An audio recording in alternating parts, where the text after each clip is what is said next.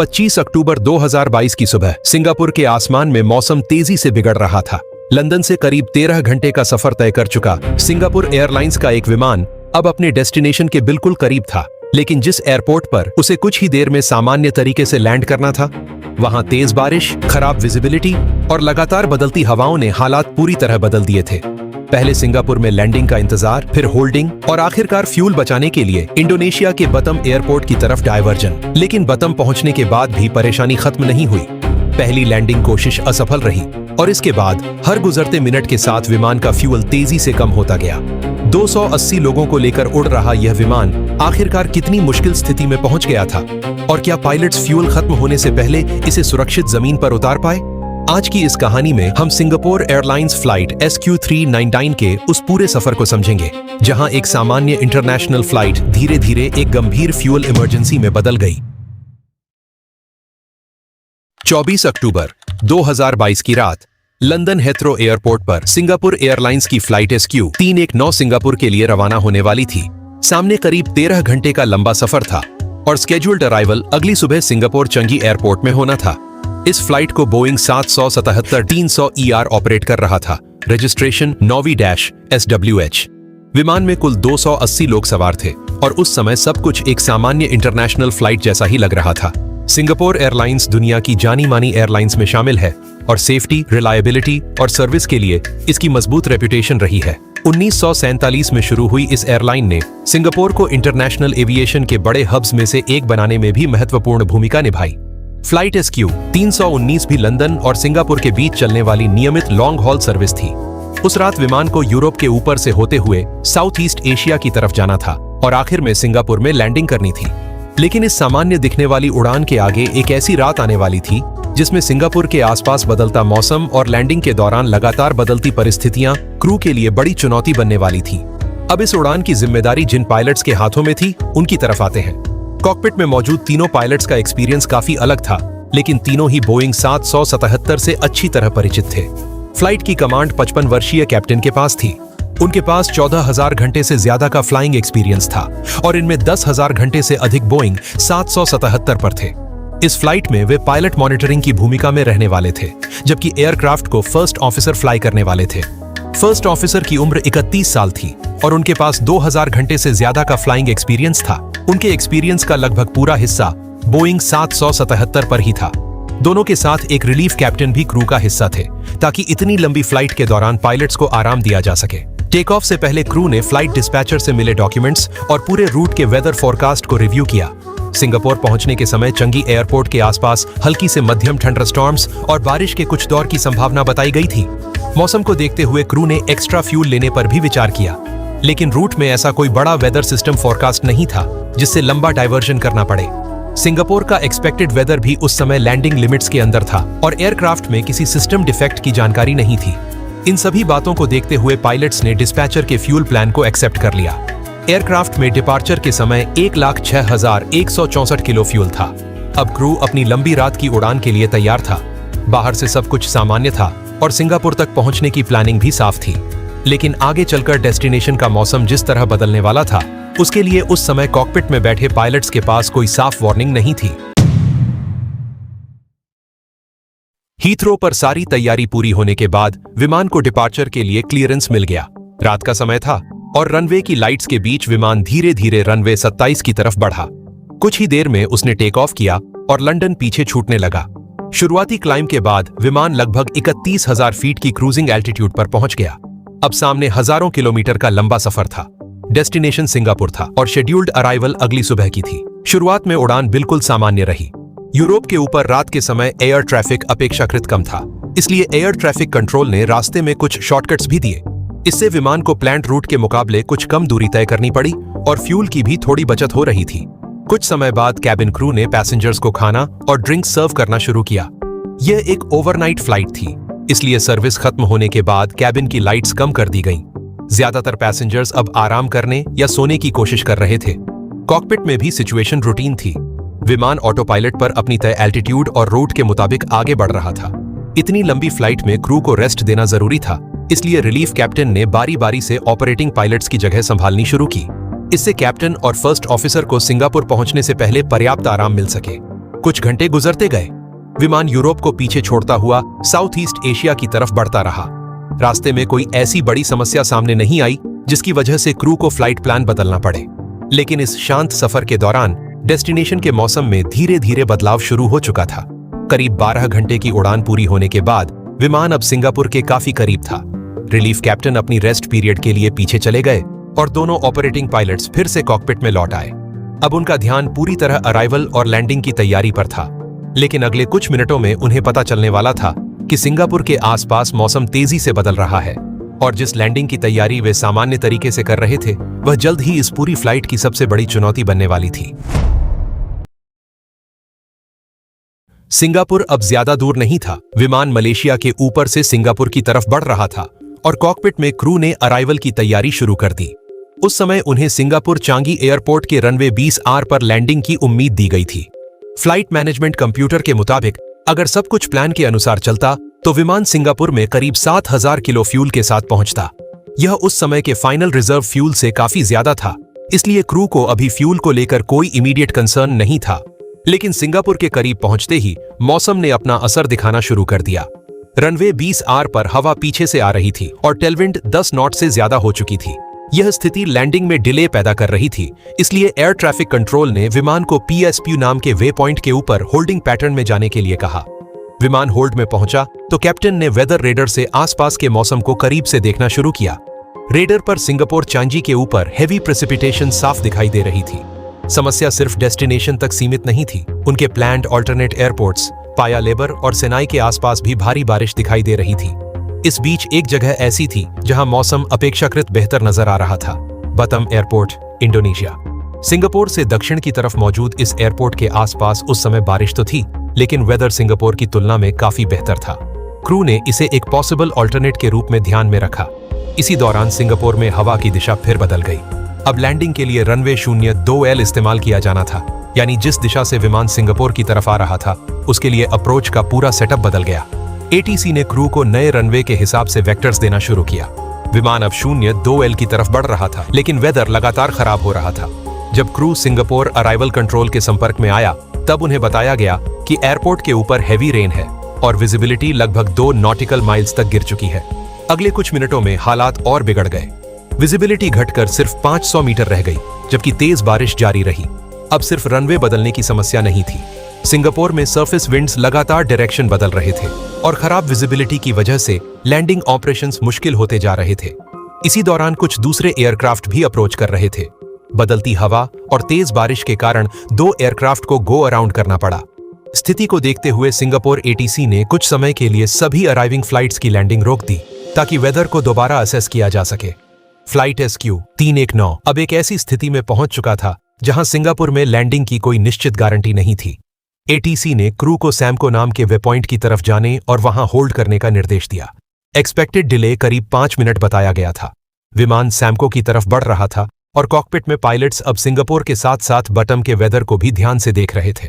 Button से मिलने वाली इंफॉर्मेशन उस समय राहत देने वाली थी। वहां वेदर अभी साफ था, लेकिन एक और चीज तेजी से बदल रही थी।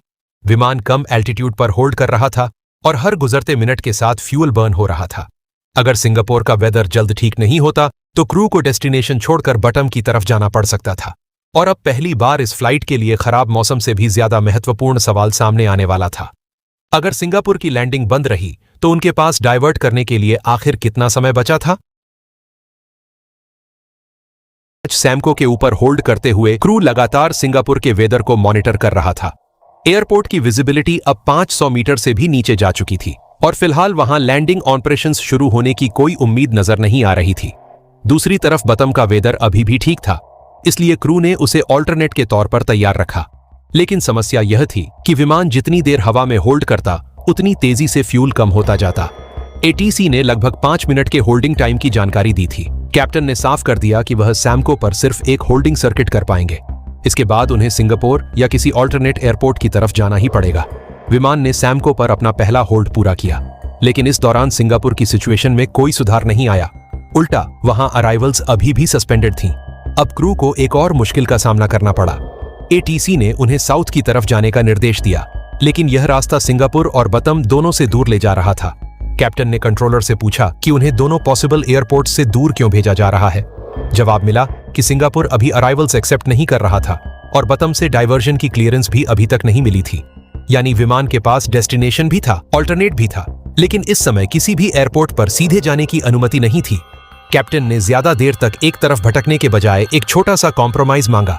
उन्होंने सैमको के ऊपर एक कंटिन्यूअस ऑर्बिट करने की अनुमति मांगी ताकि सिंगापुर के दोबारा खुलने की स्थिति में वे वहीं से आगे बढ़ सकें।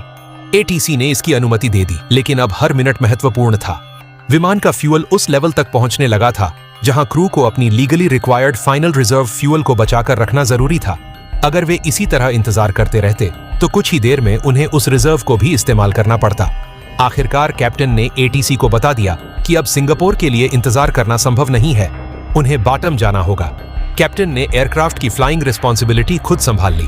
अब प्रायोरिटी सिर्फ एक थी, बिना किसी और डिले के बॉटम पहुंचना। उन्होंने पैसेंजर्स और कैबिन क्रू को बताया कि सिंगापुर के खराब मौसम की वजह से फ्लाइट को बॉटम डाइवर्ट करना पड़ रहा है। एटीसी ने उन्हें बॉटम की रनवे 22 के लिए साउथ की तरफ रूट किया, लेकिन यहां भी एक समस्या बाकी थी। बॉटम से अभी तक फाइनल लैंडिंग क्लियरेंस नहीं मिली थी। विमान बॉटम की तरफ बढ़ रहा था और फ्यूल लगातार कम हो रहा था। फर्स्ट ऑफिसर ने एटीसी को बताया कि एयरक्राफ्ट अब मिनिमम फ्यूल पर है। इसका मतलब अभी इमरजेंसी घोषित करना नहीं था, लेकिन क्रू एटीसी को साफ संकेत दे रहा था कि अब किसी भी अतिरिक्त डिले से सिचुएशन इमरजेंसी बन सकती है। कुछ ही मिनट बाद एयरक्राफ्ट बॉटम से लगभग 13 नॉटिकल माइल्स दूर था। कंप्यूटर ने कैलकुलेट किया कि अगर विमान इसी स्थिति में आगे बढ़ता है तो बॉटम पहुंचते पहुंचते उसके पास सिर्फ रिक्वायर्ड फाइनल रिजर्व फ्यूल बचेगा। अब इंतजार करने की कोई गुंजाइश नहीं थी। कैप्टन ने एटीसी को साफ शब्दों में कहा, मेडे मेडे मेडे फ्यूल। अब flight SQ 319 officially fuel emergency में था। बॉटम के लिए रास्ता तुरंत प्रायोरिटी में बदल गया, लेकिन इमरजेंसी डिक्लेयर करने के बाद भी एक आखिरी और बड़ी चुनौती बाकी थी। क्या विमान पहली कोशिश में बॉटम पर उतर पाएगा?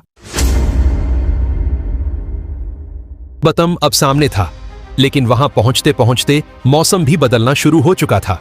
कुछ देर पहले तक जिस एयरपोर्ट को क्रू एक सुरक्षित ऑल्टरनेट मान रहा था, अब उसके आसपास भी बारिश बढ़ रही थी। करीब 9 बजे विमान बॉटम की रनवे 22 के लिए अप्रोच पर था। क्रू को उम्मीद थी कि इस बार लैंडिंग हो जाएगी और फ्यूल की समस्या भी खत्म हो जाएगी, लेकिन अप्रोच के दौरान कंट्रोलर ने एक और वार्निंग दी।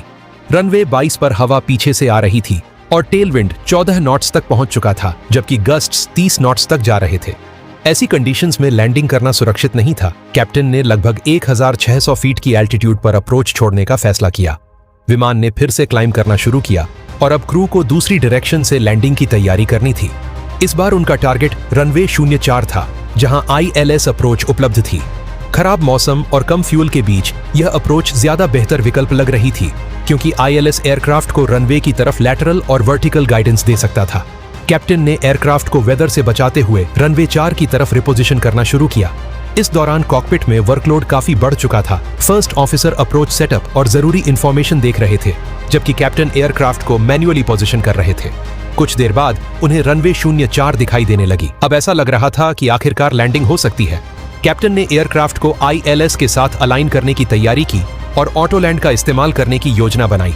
लेकिन जैसे जैसे विमान नीचे उतरने लगा, कॉकपिट में एक अनएक्सपेक्टेड वार्निंग दिखाई दी, नो ऑटो लैंड। यह वार्निंग इसलिए आई क्योंकि रनवे 04 के ILS लोकलाइजर का final approach course runway heading से थोड़ा ऑफसेट था। ऑपरेटर की प्रोसीजर के मुताबिक ऐसी स्थिति में ऑटो लैंड नहीं किया जाना चाहिए था, लेकिन उस समय कॉकपिट में पहले से ही फ्यूल प्रेशर और खराब मौसम का तनाव था। वार्निंग ने कैप्टन को चौंका दिया और उन्होंने अप्रोच जारी रखने के बजाय गो अराउंड करने का फैसला किया। विमान फिर से रनवे से दूर ऊपर उठने लगा। पहली अप्रोच असफल हो चुकी थी। अब फ्यूल पहले से भी कम था और मौसम लगातार खराब हो रहा था। क्रू को एक और अप्रोच करनी थी और इस बार उनके पास गलती की कोई गुंजाइश नहीं थी। पहली अप्रोच छोड़ने के बाद अब क्रू के सामने सबसे बड़ी चुनौती थी, इतने कम फ्यूल में अगली लैंडिंग को किसी भी हालत में सफल बनाना। कैप्टन ने एयरक्राफ्ट को फिर से रनवे 04 की तरफ पोजीशन किया। इस बार ILS अवेलेबल था, इसलिए अप्रोच पहले से ज्यादा स्ट्रेट फॉरवर्ड होनी चाहिए थी। लेकिन कॉकपिट में वर्कलोड बहुत बढ़ चुका था, फ्यूल लगातार कम हो रहा था, मौसम खराब था और क्रू को पता था कि अब दोबारा गो अराउंड करना बेहद गंभीर स्थिति पैदा कर सकता है। विमान ILS अप्रोच पर नीचे उतरने लगा। इस दौरान पायलट्स ने रनवे को देख लिया था और लैंडिंग की उम्मीद बनी हुई थी। लेकिन जैसे जैसे एयरक्राफ्ट नीचे आया, बारिश और कम विजिबिलिटी ने रनवे को फिर से छिपा दिया। विमान लगभग 240 फीट AGL तक नीचे आ चुका था, लेकिन कैप्टन को लैंडिंग के लिए पर्याप्त विजुअल रेफरेंस नहीं मिल पाया। आखिरकार उन्होंने अप्रोच छोड़ने का फैसला किया और एक बार फिर एयरक्राफ्ट को ऊपर उठाना पड़ा। अब दूसरी कोशिश भी खत्म हो चुकी थी। इस गो अराउंड के बाद एयरक्राफ्ट के पास फ्यूल और कम रह गया था। क्रू ने फिर से रनवे 04 के लिए पोजीशन बनानी शुरू की। इस बार उन्हें किसी भी तरह अप्रोच को पूरा करना था। कैप्टन ने एयरक्राफ्ट को रनवे के लिए फिर से अलाइन किया और डिसेंट शुरू हुआ, लेकिन इस अप्रोच में भी कंडीशंस आसान नहीं थीं। वेदर अभी भी खराब था और कॉकपिट में वर्कलोड लगातार बढ़ रहा था। जैसे ही विमान नीचे आया, ग्राउंड प्रॉक्सिमिटी वार्निंग सिस्टम ने वार्निंग दी, पहले सिंक रेट और उसके तुरंत बाद पुल अप। अब कैप्टन के पास कोई दूसरा विकल्प नहीं था। उन्होंने फिर से गो अराउंड किया। यह तीसरी अनसक्सेसफुल लैंडिंग अटेम्प्ट थी। अब एयरक्राफ्ट में फ्यूल इतना कम बचा था कि सिचुएशन बेहद क्रिटिकल हो चुकी थी। सिंगापुर से डाइवर्ट करने के बाद बटम को सेफ ऑल्टरनेट मानकर यहां तक पहुंचे पायलट्स अब 3 बार लैंडिंग की कोशिश कर चुके थे, लेकिन हर बार किसी न किसी वजह से अप्रोच पूरी नहीं हो सकी। गो अराउंड के बाद क्रू को जानकारी मिली कि बटम की रनवे 22 के आसपास वेदर कंडीशंस में कुछ सुधार हुआ है। अब एक बार फिर उसी रनवे की तरफ जाने का फैसला किया गया जहां से उन्होंने पहले अप्रोच शुरू की थी। इस बार क्रू ने कॉम्प्लिकेटेड इंस्ट्रूमेंट अप्रोच के बजाय विजुअल अप्रोच की तैयारी की। वेदर पूरी तरह साफ नहीं था, लेकिन रनवे दिखाई देने की संभावना पहले से बेहतर थी।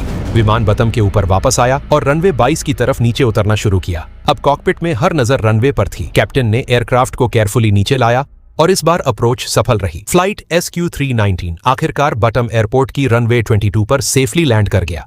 लेकिन कहानी यहां खत्म नहीं हुई थी। विमान रनवे पर उतर चुका था, मगर लैंडिंग के समय उसके टैंक्स में बचा fuel required final reserve fuel से भी काफी नीचे जा चुका था।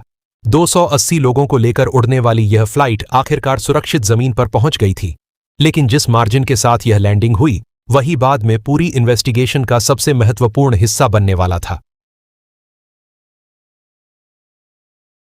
बॉटम पर सुरक्षित लैंडिंग के बाद इस पूरे इंसिडेंट की जांच शुरू हुई। जांच का सबसे बड़ा सवाल था, आखिर एक स्केड्यूल्ड फ्लाइट को सिंगापुर से डिवर्ट होकर बॉटम तक फ्यूल इमरजेंसी की स्थिति में क्यों जाना पड़ा।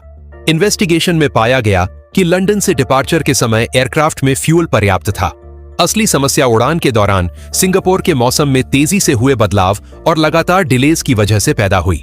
सिंगापुर में थंडरस्टॉर्म्स, भारी बारिश, विजिबिलिटी में गिरावट और बदलती विंड डायरेक्शन के कारण लैंडिंग बार बार मुश्किल होती गई। इसके बाद क्रू को होल्डिंग में रहना पड़ा और फिर बटम डाइवर्ट करना पड़ा। बटम पहुंचने के बाद भी खराब मौसम ने पहली अप्रोच को असफल कर दिया।